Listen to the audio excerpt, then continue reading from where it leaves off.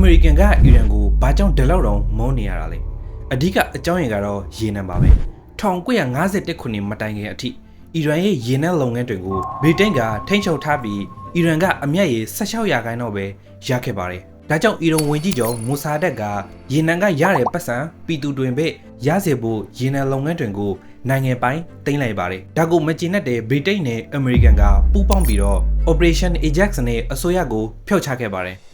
ပြီးတော့သူတို့ရဲ့လက်ဝဲခံဖြစ်တဲ့ရှာမိုဟာမက်ကိုအာဏာအပ်ပေးခဲ့တယ်အမေရိကန်ကအီရန်ရေနံရဲ့40ရာခိုင်နှုန်းကိုထိန်းချုပ်ခွင့်ရသွားခဲ့ပါတယ်ရှာမိုဟာမက်ဟာအီရန်ကို26နှစ်ကြာအုပ်ချုပ်ခဲ့ပြီးအပြင်ဘက်ကြည့်ရင်တိုးတက်တယ်လို့ထင်ရပေမဲ့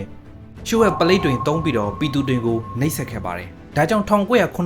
နှစ်မှာအီရန်ပြည်သူတွေက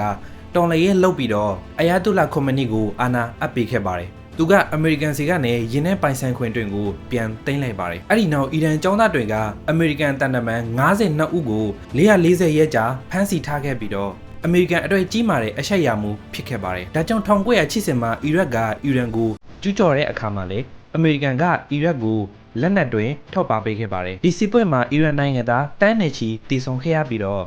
အီရန်ကပိုပြီးအင်အားကြီးလာအောင်ကြိုးစားခဲ့ပါတယ်